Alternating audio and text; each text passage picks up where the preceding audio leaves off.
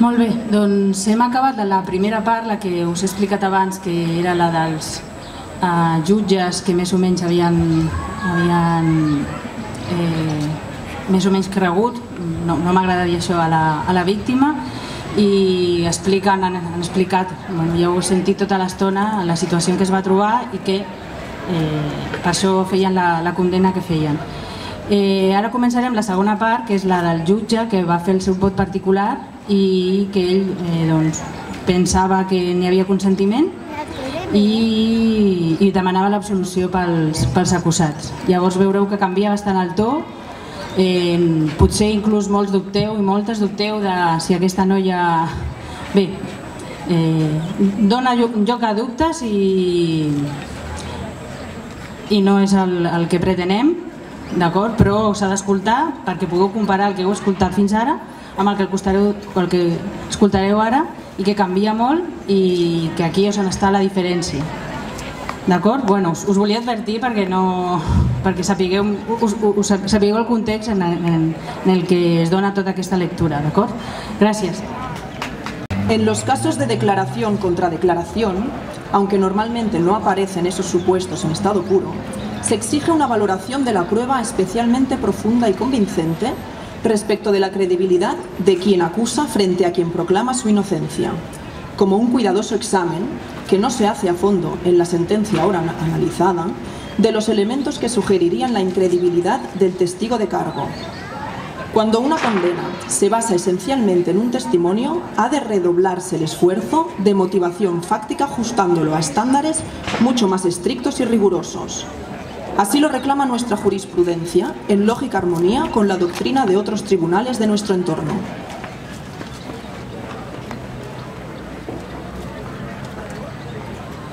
Soy consciente a este respecto de la extensión inusual que va a alcanzar este voto particular. Sin embargo, consciente también de la complejidad del caso, la profusión, extensión y matices de la prueba practicada, el hondo calado de las diferentes cuestiones que deben resolverse,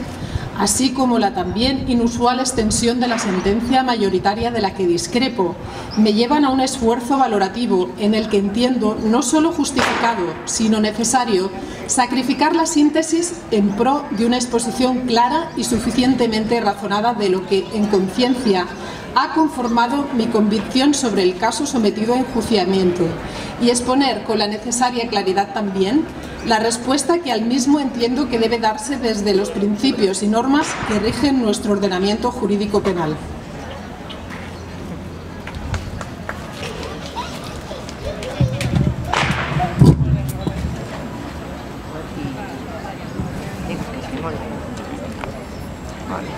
Así, admitido por todas ellas, la realización de los actos sexuales en el interior del portal número 5 de la calle Paulino Caballero,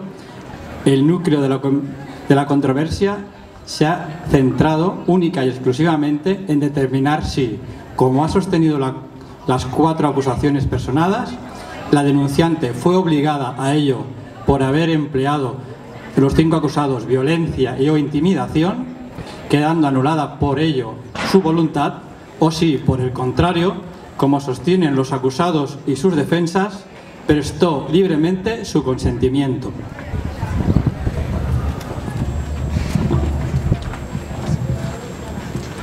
Y así, viendo justificada la intervención de los médicos forenses, única y exclusivamente por razón de los 4 informes emitidos durante la instrucción del sumario, se consistió a las acusaciones que les formulasen preguntas que nada tenían que ver con el objeto de su pericia, como todas aquellas relativas a los diferentes modos en que, hipotéticamente, puede reaccionar la víctima de una agresión sexual.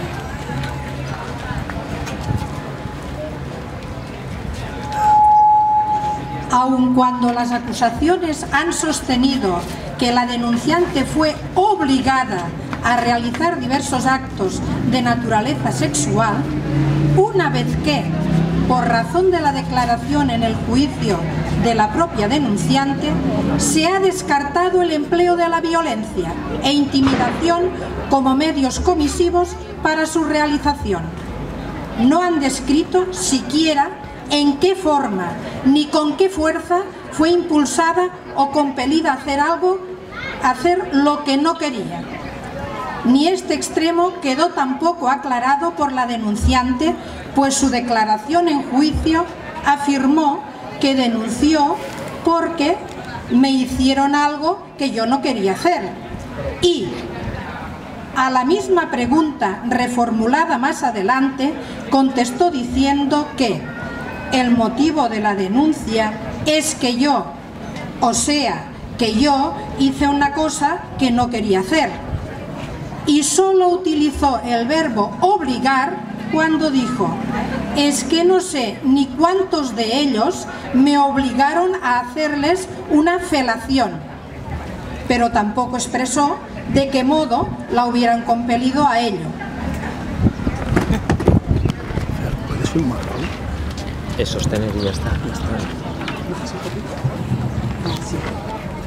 Que difícilmente se puede sostener, como se afirma en la sentencia en mayoría, tomando la expresión del escrito de acusación del Ministerio Fiscal, que la denunciante se hubiera visto imposibilitada de ejercer resistencia ante el temor de sufrir un daño mayor,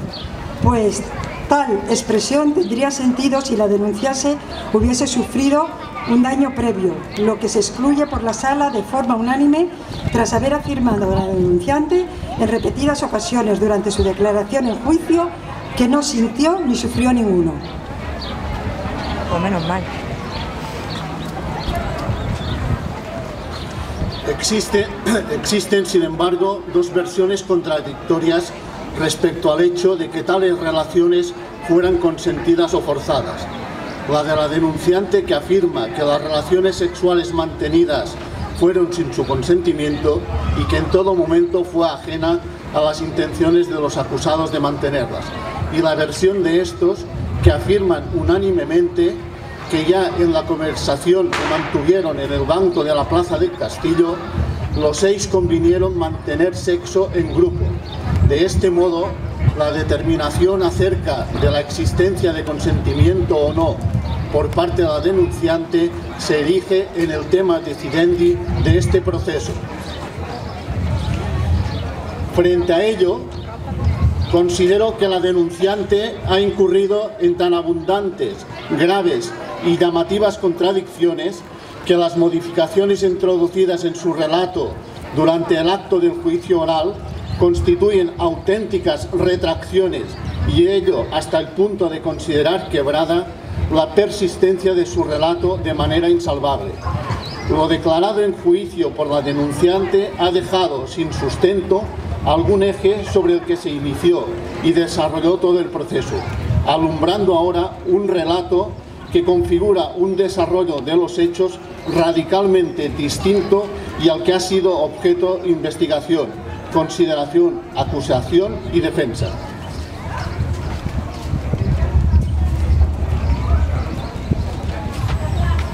Sin embargo, nada de esto fue escuchado en la sala de vistas durante su declaración en el plenario. Por el contrario, su afirmación fue que no la forzaron, que no intentó zafarse ni huir, que no gritó, que no le taparon continuamente la boca, ni la tiraron al suelo. Su novedosa versión, en definitiva, contradice frontalmente su denuncia inicial, ratificada al día siguiente a presencia judicial. Que indicaran que entró al portal, más dirigida que forzada, y que lo que pensó es que lo hacían para fumar un porro, da por otro lado idea de que, al margen de cuáles fueran las motivaciones o las intenciones de los demás, el ambiente que había entre ellos era, en apariencia, cuando menos, amigable, y sin asomo de hostilidad o conminación por parte de los 5 acusados, pues de otro modo no se explica que ella, voluntaria y confiadamente, llegara hasta el cubículo. Pero esto, a su vez, hace difícil la explicación de que ante los primeros intentos de acercamiento sexual sintiera una intimidación o temor de tal intensidad que la paralizase por completo y no fuese capaz de expresar la más mínima palabra, el más mínimo gesto, ni realizar siquiera un mínimo movimiento que denotase, al menos, su perplejidad ante lo que estaba aconteciendo, que sea incapaz incluso de hasta hacer el gesto instintivo de sujetarse la ropa que le están quitando. Explicación que, pese a que le fue requerida en juicio, no supo dar, como tampoco fue capaz de explicar cuál fuera el mal al que temiera si de cualquier modo, por leve que fuera, mostraba su negativa a participar en lo que allí sucedió. mantiene que no consintió, o por mejor decir, que actuó sometida, pero ya no como consecuencia de la violencia o intimidación que se hubiese ejercido sobre ella y que desmiente, sino que fue consecuencia de un estado de shock sobrevenido que le impidió no solo reaccionar, sino exteriorizar cualquier clase de negativa que permaneció en su fuero interno, tratando de reforzarla diciendo que estuvo todo el tiempo con los ojos cerrados, salvo en 3 ocasiones. No es cierto haber la relevancia que las acusaciones y la sentencia mayoritaria quieren dar a este hecho, ni el interés que la denunciante en remarcarlo. Resulta obvio que supo dar razón de los tatuajes de los acusados y supo igualmente dar respuesta a preguntas como si había o no había luz en el portal. Su consentimiento no sería mayor ni menos creíble la falta de consentimiento de haber afirmado que no cerró los ojos. Se pretende sostener que durante todo el intervalo de tiempo que duraron los hechos, 15 o 20 minutos,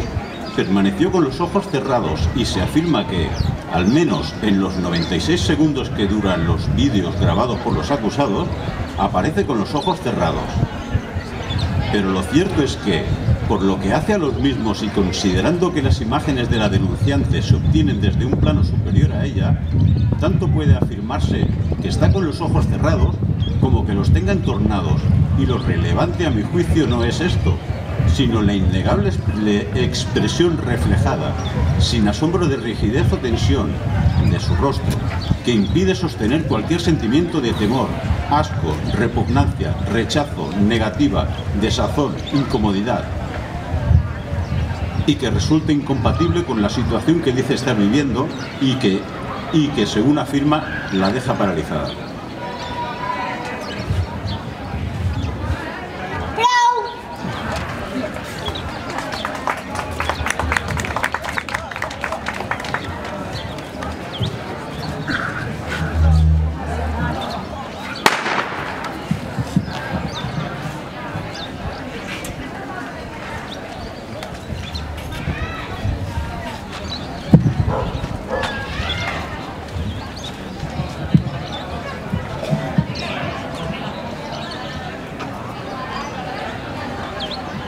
En cualquier caso,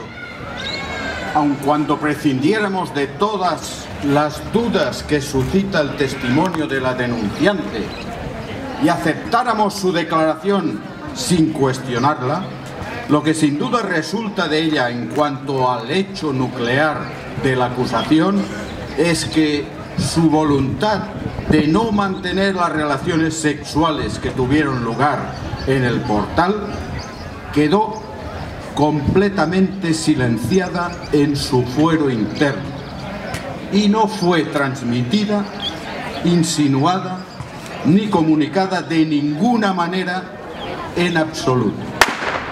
ni siquiera tácitamente, porque su sometimiento, si fue tal, se tradujo en tal apariencia de aceptación que no permite establecer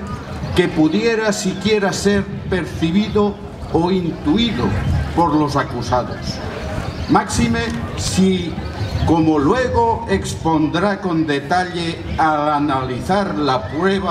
pericial un acreditado médico psiquiatra experto en valorar la mente y la conducta humana, ha afirmado bajo juramento que no ve en las imágenes ni el bloqueo ni la pasividad que se alega.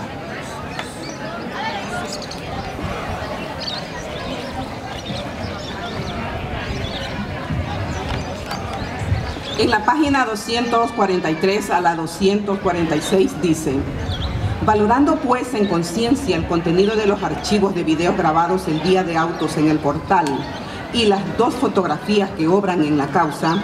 resulta imposible al contemplarlos sustraer al hecho de saber que las personas que aparecen en el mismo se habían conocido 10 minutos antes de sucederse los hechos que se observan, lo que aumenta la sensación de crudeza y desazón que suscitan sus imágenes, ciertamente de contenido perturbador. Lo que documentan las imágenes es sexo entre desconocidos en el entorno clandestino y desapacible del rellano de un portal.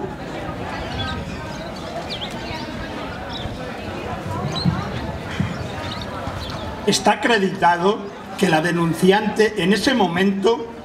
presentaba una tasa de alcoholemia superior a 1 gramo litro. Y, aun cuando al respecto no se ha practicado prueba alguna, parece obvio que los 5 varones, en el grado que fuere, también estaban influidos por la ingesta de alcohol. Todos han afirmado que habían bebido, llevaban de fiesta desde el día anterior, y el portero del Hotel Europa también manifestó que, según su apreciación, iban medio ciegos, y en el portal fueron recogidos por los agentes de la Policía Nacional, que se ocuparon de su inspección, los grandes vasos con alcohol que portaban consigo al entrar en él esa noche. No aprecio en los vídeos cosa distinta a una cruda y desinhibida relación sexual mantenida entre 5 varones y una mujer en un entorno sórdido, cutre e inhóspito, y en la que ninguno de ellos, tampoco la mujer, muestra el más mínimo signo de pudor ni ante la exhibición de sus cuerpos o sus genitales, ni ante los movimientos, posturas y actitudes que van adoptando. No aprecio en ninguno de los vídeos y fotografías signo alguno de violencia, fuerza o brusquedad ejercida por parte de los varones sobre la mujer.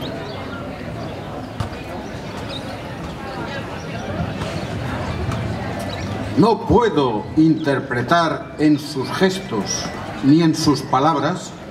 en lo que me han resultado audibles, intención de burla, desprecio, humillación, mofa o jactancia de ninguna clase. Sí de una desinhibición total y explícitos actos sexuales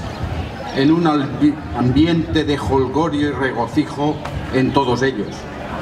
Y ciertamente, menor actividad y expresividad en la denunciante. Y tampoco llego a adivinar en ninguna de las imágenes el deleite que describe la sentencia mayoritaria, salvo que con el término se esté describiendo la pura y cruda excitación sexual.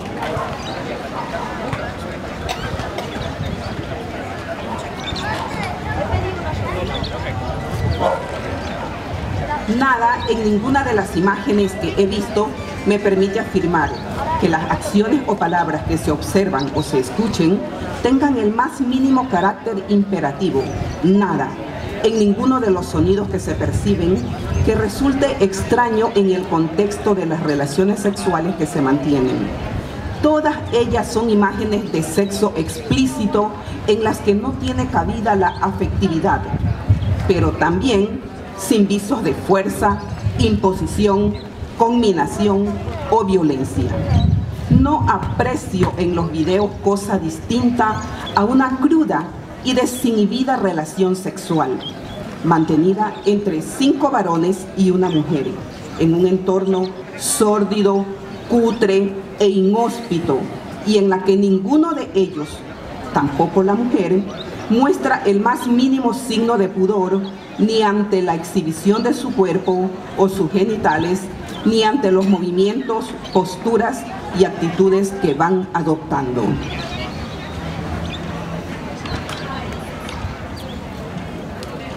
Reitero que hay una absoluta y despreocupada desinhibición en todos los varones, que se hace especialmente patente en el hecho de que puede observarse, incluso en alguna de las imágenes, que alguno de ellos se ha despojado completamente de sus pantalones, ropa interior y zapatos que se aprecian en desinteresado abandono en el suelo, gesto que me sugiere una despreocupación impropia de quien está agrediendo sexualmente a una mujer con conciencia de hacerlo, o prevaleciéndose de la situación para abusar de ella con conciencia de estar sometiendo su voluntad en un lugar como el de autos. Interactúan y el modo en que se dirigen a ella a mí me sugiere que todos creen que ella participa con ellos en lo que están haciendo.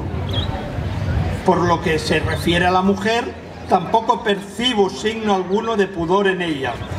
No puedo en absoluto afirmar que permanezca en todas las imágenes con los ojos cerrados, pues entiendo imposible descartar que muchas de ellas tengan los ojos entornados.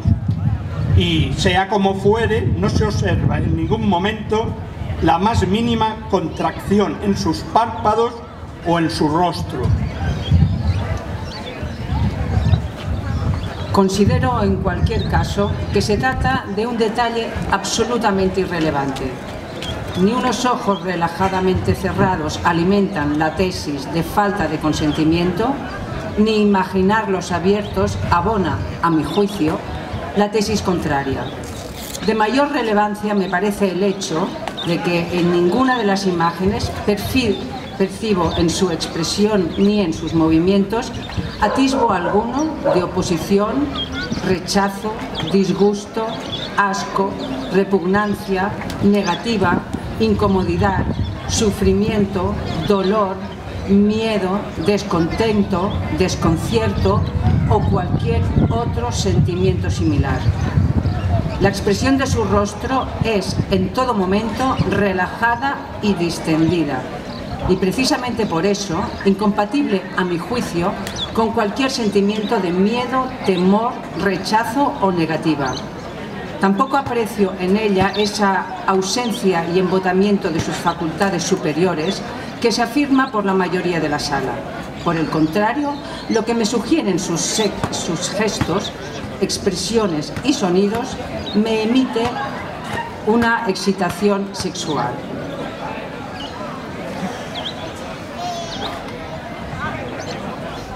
No concluyo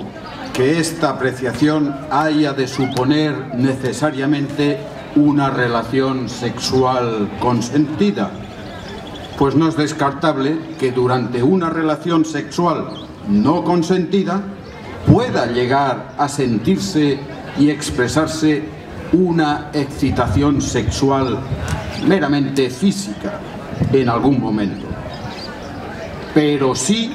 que la falta de consentimiento no está patente ni en las expresiones, ni en los sonidos, ni en las actitudes que observo en los vídeos, por lo que respecto a la mujer se refiere. No puedo afirmar, sin embargo, pues no la observo, una especial iniciativa por su parte en las acciones sexuales que se suceden, pero tampoco puedo compartir la afirmación de absoluta pasividad y sometimiento que se afirma por las acusaciones y por la sala mayoritaria. Por el contrario, a mi juicio, en las imágenes quedan evidenciados movimientos proactivos incompatibles con la no reacción que se afirma y que sugieren una participación voluntaria por su parte.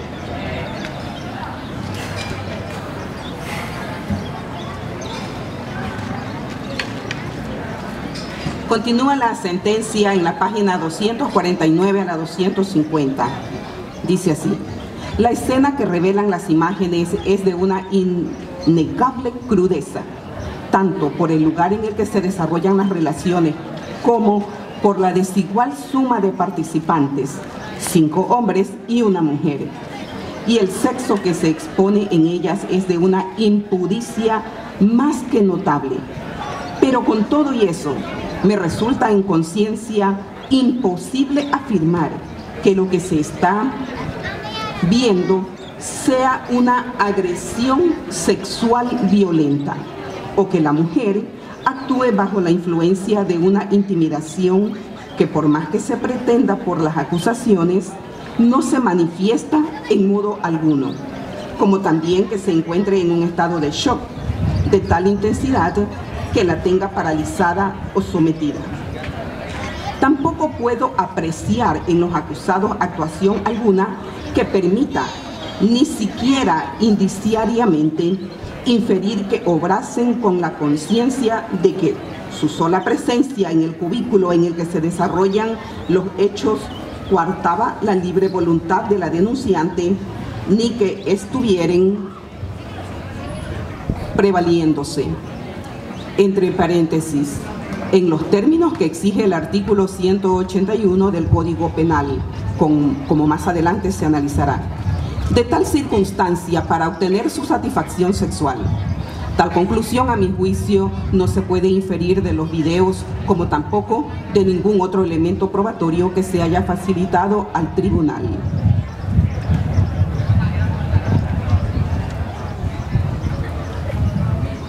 Página 284. Por mi parte, no puedo sino apartarme del criterio mayoritario que nuevamente me resulta inasumible y del examen y valoración de la prueba pericial practicada. Concluyo que no se ha probado por las acusaciones que la denunciante padezca ni haya padecido trastorno por estrés postraumático. Y refuerzo mi conclusión en el hecho de que nada se afirmó por esta en el juicio que corrobora la realidad de todos los síntomas y padecimientos que se han referido. Y, como ya se ha indicado, tampoco existe, más allá de lo que ella ha afirmado, prueba objetiva alguna de que haya necesitado ni se le haya pautado tratamiento farmacológico alguno, ni de que haya seguido tratamiento terapéutico, ni de su evolución ni resultado, y no consta que se haya intentado siquiera un diagnóstico clínico que avale su afirmación. Por no constar, no consta ni la identificación de su terapeuta, que tampoco ha sido llamada al juicio por las acusaciones.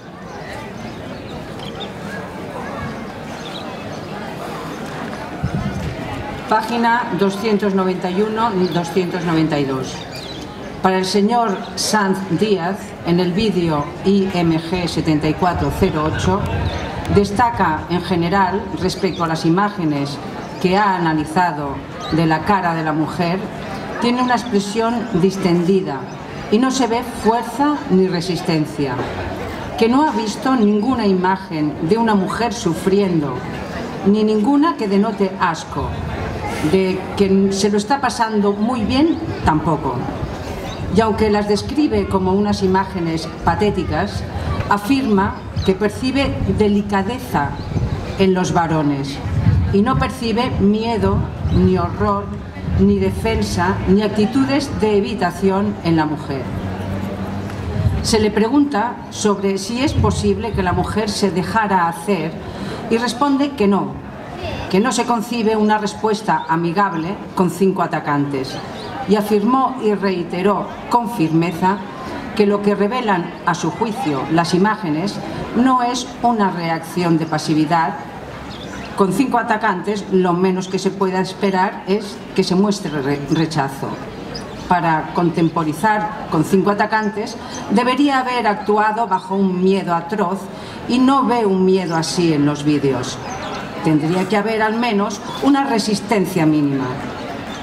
Destacó los efectos del alcohol en todos los participantes y señaló que, a su juicio,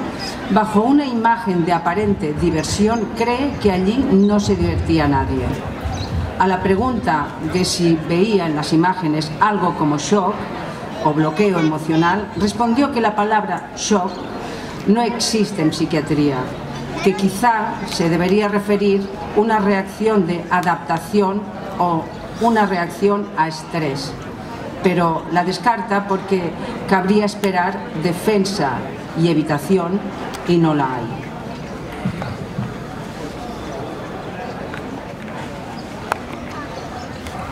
Al igual que este perito, tampoco aprecio, ni en los vídeos ni en las fotografías examinadas, ese miedo atroz que ha indicado como presupuesto para valorar una posible reacción de pasividad y, desde luego, en ningún caso ha sido siquiera insinuado por la denunciante la existencia de ese sentimiento de miedo que pueda ser calificado como de atroz, ni se infiere del resto de la prueba practicada.